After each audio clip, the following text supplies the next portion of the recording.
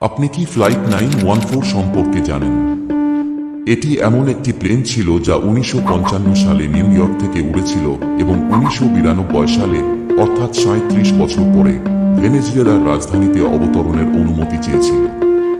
তখন traffic control জিজ্ঞাসা করেছিল যে এই প্লেনটি কোথা থেকে আসছে এবং ফ্লাইট নম্বর কি। পাইলট বলেছিলেন যে আমরা নিউ ইয়র্ক থেকে আসছি এবং এটি ফ্লাইট 914।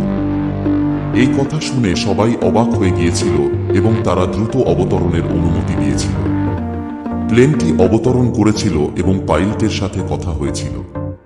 পাইলট জিজ্ঞাসা করেছিলেন যে এটি কোন বছর, তারা বলেছিল 1992 এবং পাইলট শুধু বলেছিলেন ও মাই গড।